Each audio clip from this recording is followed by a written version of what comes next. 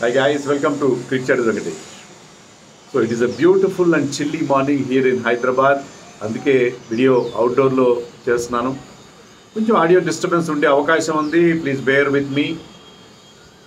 So match number 69 penultimate match in league stage. ఇది కాకుండా ఇంకొక మ్యాచ్ మాత్రం లీగ్ స్టేజ్లో మిగిలి ఉంది. This is between Punjab kings and Mumbai Indians. ఇంతవరకు మనం ఎలాంటి మ్యాచ్లు చూసాం? ఒక టీం ఎలిమినేట్ అయిపోయిన టీం, వాళ్ళ ప్రత్యర్థి క్వాలిఫైడ్ టీం, లేకపోతే రెండు ఎలిమినేట్ అయిపోయిన teams like in last night KKR versus SRH. అలా కాకుండా ఈ మ్యాచ్లో రెండు టీమ్స్ ప్లే ఆఫ్స్కి ఆల్రెడీ క్వాలిఫై అయిన రెండు టీమ్స్ మధ్య మ్యాచ్. ఇది చాలా నీడిల్ మ్యాచ్, నువ్వా నేనా అనే మ్యాచ్. ఎందుకంటే ఈ మ్యాచ్ గెలిచిన టీంకి టాప్ 2కి వెళ్ళే టికెట్ లభిస్తుంది. టాప్ 2కి వెళ్ళడం టికెట్ లభిస్తుంది. ఓడిపోయిన టీంకి కష్టం, పరిస్థితి కష్టం. అది సిచ్యుయేషన్.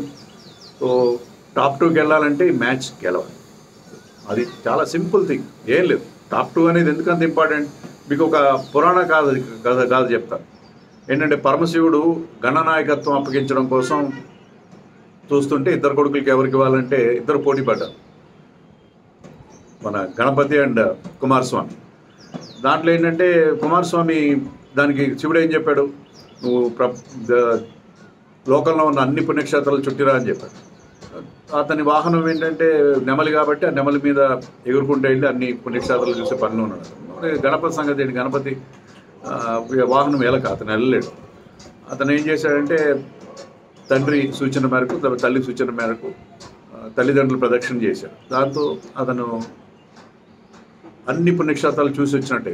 మనకి కుమారస్వామి ఎక్కడికి వెళ్ళినా సరే, ఏ పుణ్యక్షేత్రానికి వెళ్ళినా అక్కడ కోనేరులో స్నానం చేయడానికి ప్రయత్నిస్తే ఆల్రెడీ అక్కడ స్నానం చేసి బయటకు వస్తున్న వినాయకుడు అతనికి కనిపించాడు.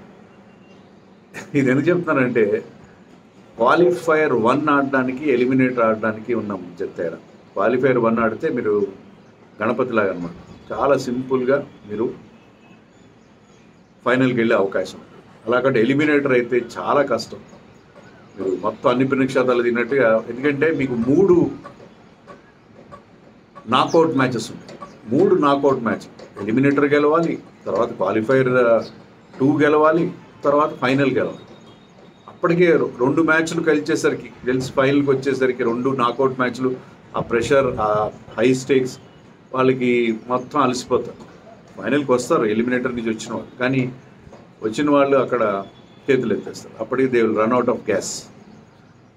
ఓన్లీ ఇంతవరకు ఐపీఎల్ చరిత్రలో ఒకే ఒక టీం, సన్ రైజర్స్ 2016లో, ఆ టీం మాత్రమే ఎలిమినేటర్ ఆడి గెలిచి తర్వాత క్వాలిఫైర్ 2 గెలిచి ఫైనల్ గెలిచింది. సో క్వాలిఫైర్ 1 ఆడిన టీమ్సే ఐపీఎల్ గెలుస్తూ రావడం అనేది రివాజ్. అంటే మొదట్లో సెమీఫైనల్, ఫైనల్ ఉండేది, కానీ ప్లే ఆఫ్స్ ఎప్పుడైతే స్టార్ట్ అయినాయో అప్పటి నుంచి మనం చూసింది ఏంటంటే క్వాలిఫైర్ 1 గెలిచిన వాళ్ళే ట్రోఫీ గెలుస్తూ వచ్చారు. అంత ఈజీ, చాలా ఈజీ. మీకు టైం కూడా దొరుకుతుంది. క్వాలిఫైర్ 1 గెలిచి క్వాలిఫైర్ 1 కనుక క్వాలిఫై అయ్యి గెలిస్తే చాలా టైం ఉంటుంది, 3-4 రోజులు హ్యాపీగా రిలాక్స్ అయ్యేవాళ్ళు. కానీ అలా కాకుండా ఎలిమినేటర్ నుంచి వచ్చే వాళ్ళకి వరుసగా అలసట కూడా ఉంటుంది. తర్వాత ఇప్పుడున్న టీమ్స్కి ఏంటంటే అన్ని టీమ్స్ కూడా, ఈ 2 టీమ్స్ ముంబై పంజాబ్తో అన్ని టీమ్స్ కూడా ప్లే ఆఫ్స్లో ఇంపార్టెంట్ ప్లేయర్స్ మిస్ అవుతుంది. సో వాళ్ళకి ఆ కుషన్ కావాలి. క్వాలిఫైర్ 1 ఓడిపోయినా సరే క్వాలిఫైర్ 2 గెలిచి ఫైనల్కి వెళ్ళే కుషన్ కావాలి. సో ఏ రకంగా చూసినా ఇది చాలా ఇంపార్టెంట్. గమ్మత్ ఏంటంటే ఇప్పటివరకు ఆల్ 4 ఇంకా 2 మ్యాచ్లు మిగిలి ఉన్నాయి, కానీ ఇప్పటివరకు మనకి తేలలేదు క్వాలిఫైర్ 1 ఎవరు ఆడతారనేది ఇంతవరకు తేలలేదు. సో దానికి కారణం ఏంటంటే ఎలిమినేట్ అయిన టీమ్స్ క్వాలిఫై అయిన టీమ్స్ని చావుదెబ్బ కొడుతూనే ఉన్నాయి. కానీ ఈరోజు మ్యాచ్లో మాత్రం 2 క్వాలిఫై అయిన టీమ్స్ ఆడుతున్నాయి. రెండింటికి కూడా ఇది నాకౌట్ మ్యాచ్ లాంటిది. నాకౌట్ మ్యాచ్లో ఎవరు గెలిస్తే వాళ్ళకి ఈజీ ఎంట్రీ టు టాప్ 2 ఉంటుంది. పంజాబ్ కింగ్స్కి అయితే నెంబర్ 1 అయ్యే అవకాశం కూడా ఉంటుంది. వాళ్ళు 2014లో క్వాలిఫై అయినప్పుడు కూడా వాళ్ళు పాయింట్స్ టేబుల్లో నెంబర్ 1 నిలిచారు. మళ్ళీ నెంబర్ 1 అయ్యే అవకాశం ఉంటుంది. But it depends on the match between RCB and LSG. So వాళ్ళకి 19 పాయింట్స్ వస్తాయి. అలాగే ముంబై ఇండియన్స్కి 18 పాయింట్స్ వస్తాయి. గుజరాత్ కూడా 18 పాయింట్స్ ఉన్నాయి, కానీ గుజరాత్ కంటే Mumbai Indians net run rate చాలా బాగుంది కాబట్టి ఐ థింక్ వాళ్ళకి ఈ మ్యాచ్ గెలిస్తే చాలు, వాళ్ళు టాప్ 2కి వెళ్ళిపోయినట్టు. సో టాప్ 2 కోసం, సో ప్లే ఆఫ్స్కి వెళ్ళడం ఎంత ముఖ్యమో టాప్ 2 కూడా వెళ్ళడం కూడా అంతే ముఖ్యం కదా. ముంబై ఇండియన్స్ ఇప్పుడు ఫుల్ స్ట్రెంగ్త్తో ఉన్నారు.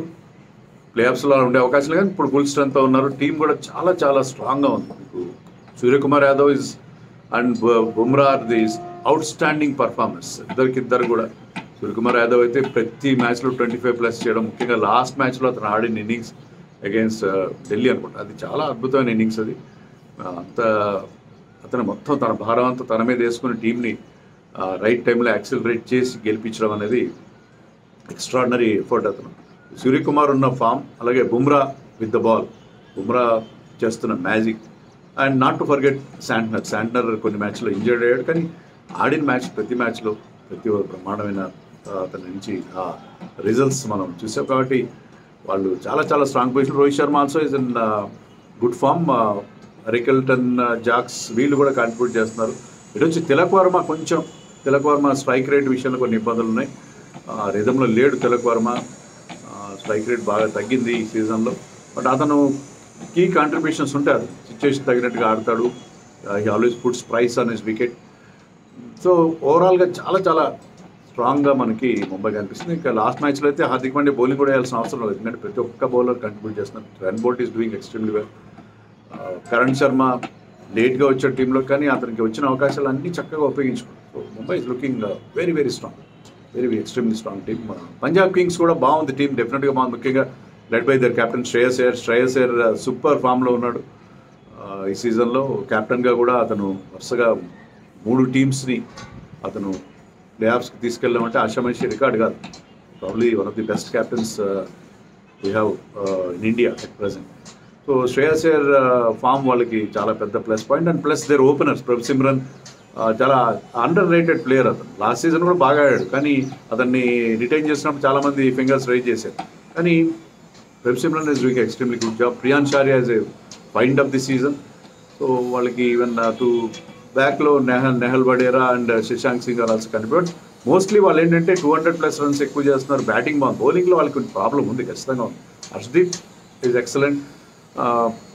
Mark Jansen blow hot blow cold, కొన్ని మ్యాచ్లు బాగా చేస్తారు, కొన్ని మ్యాచ్లో. సో వాళ్ళకి బౌలింగ్లో కొంత ప్రాబ్లం అయితే ఉన్నది. And batting is extremely good. And this man Harpreet Brar is doing extremely well. అది హర్ప్రీత్ బ్రార్ని ఎందుకునో మొదట్లో పక్కన పెట్టారు, కానీ హర్ప్రీత్ బ్రార్ అద్భుతంగా పర్ఫామ్ చేస్తున్నాడు ఆ ప్లే. వాళ్ళకి చహల్తో ప్రాబ్లం, చహల్ ఇంజర్డ్ లిస్ట్లో ఉన్నట్టుగా ఉన్నాడు. అతనికి ఏదో రిస్ట్ ఇంజరీ ఏదో ఉన్నది, అందుకే లాస్ట్ మ్యాచ్ కూడా ఆడించారు. ప్రవీణ్ దుబే ఆడించారు, మరొక లెగ్ స్పిన్నర్. సో ఈ మ్యాచ్లో కూడా అతను ఆడకపోవచ్చు, మనకి క్లారిటీ లేదు. ఇంజరీ విషయంలో ఎలాంటి క్లారిటీలు రావట్లేదు, ఆడకపోవచ్చు అని చెప్తున్నారు. సో వాళ్ళ టీంలో ఎలాంటి మార్పులు ఉండకపోవచ్చు. ముంబై టీంలో కూడా ఎందుకుంటే మార్పులు ఉండవు. ఒక మార్పు ఉండే ఛాన్స్ ఉంది, ఎందుకంటే జైపూర్లో కొద్దిగా పేసర్స్కి హెల్ప్ ఉంది. అశ్విని కుమార్ కూడా 2 మ్యాచ్లో చాలా ఎక్స్ట్రాడినరీ బౌలింగ్ చేశాడు. సో ఒకవేళ పేసర్స్కి హెల్ప్ ఉంటుంది పిచ్లో అనుకుంటే అశ్విని కుమార్ తీసుకొచ్చి కరణ్ శర్మని పక్కన పెట్టే అవకాశం, అంతకుమించి ఎలాంటి మార్పులు ఉండే పరిస్థితి లేదు. సో రెండు టీమ్స్ కూడా చాలా చాలా స్ట్రాంగ్గా ఉన్నాయి, చాలా బాగా పర్ఫామ్ చేస్తూ వస్తున్నాయి. సో ఇది నీడిల్ క్లాష్, చాలా నీడిల్ మ్యాచ్, ఇది హై స్టేక్స్ ఉండే మ్యాచ్. సో చాలా చాలా ఇంటెన్స్గా ఉంటుంది ఈరోజు బ్యాటిల్, మిస్ కాకండి. ఇంతవరకు ఏంటంటే మనం చూస్తున్న మ్యాచ్ల్లో కొన్ని కాంపిటేటివ్ ఇంట్రెస్ట్ లేని మ్యాచ్లు చూసాం, ఒక టీంకి అంత ఇంపార్టెంట్ కాని మ్యాచ్లు చూసాం. కానీ ఈ మ్యాచ్ మాత్రం చాలా చాలా ఇంపార్టెంట్, మోస్ట్ ఇంపార్టెంట్ మ్యాచ్. ఇటీవల జరుగుతున్న మ్యాచ్లో మోస్ట్ ఇంపార్టెంట్ మ్యాచ్. పిచ్ అక్కడ 200+ స్కోర్స్ బాగా వస్తున్నాయి. లాస్ట్ 4 మ్యాచెస్లో అనుకుంటా 7 teams have crossed 200, 7 times, not 7 teams కూడా అంతే. అంటే 200 అనేది చాలా కామన్ అయిపోయింది. యావరేజ్ ఫస్ట్ ఇన్నింగ్స్ స్కోర్ కూడా 201 ఉంది. జైపూర్లో ఇంత హై స్కోరింగ్ ఎప్పుడు లేదు. ఈసారి అన్ని తారుమారైనాయి. ఎస్ఆర్హెచ్కి చూస్తే ఏంటంటే హైదరాబాద్లో హై స్కోర్స్ రాకపోవడం, జైపూర్ లాంటి చోట హై స్కోర్ రావడం, ఇలాంటి చాలా చేంజెస్ కనిపించినాయి ఈసారి. So Jaipur has been high scoring ground. So high scoring thriller ఉండే అవకాశం ఖచ్చితంగా మనకి కనిపిస్తుంది. డ్యూ పెద్దగా లేదు. టాస్ గెలిచిన టీం బ్యాటింగ్ చేసినా ఆశ్చర్యపోవాల్సిన అవసరం లేదు, ఎందుకంటే నిన్న 2 సార్లు కూడా టాస్ గెలిచిన టీం బ్యాటింగ్ చేయడంతో పాటు మ్యాచ్ కూడా గెలిచాయి. ఎందుకంటే they have put up a very big score on the board. Score board ప్రెషర్తో అవతల టీం ఓడిపోయే పరిస్థితి ఉంటుంది. కాబట్టి ఈరోజు కూడా టాస్ గెలిచిన టీం ముందుగా బ్యాటింగ్ చేసే అవకాశం ఉంది. ముంబైకి definitely will start as favourites because వాళ్ళకున్న ఆల్రౌండ్ స్ట్రెంత్. ముంబై బ్యాటింగ్లో బౌలింగ్లో అన్నింటిలో స్ట్రాంగ్గా ఉంది, క్యాచింగ్ కూడా చాలా బాగుంది వాళ్ళది. బట్ వీళ్ళకి పంజాబ్కి డెఫినెట్గా బౌలింగ్ అంత స్ట్రాంగ్గా లేదు. రోహిత్ శర్మ 4 సార్లు ఎన్నిసార్లు లెఫ్ట్ ఆర్మ్ పేసర్స్కి అవుట్ అయ్యాడు ఈ సీజన్లో. So Harshdeep and mark Jansen will fancy there chances డెఫినెట్గా అగేన్స్ట్ రోహిత్ శర్మ. చూడాలి మరి, మ్యాచ్ అయితే చాలా ఇంట్రెస్టింగ్గా ఉంటుంది and don't miss that match.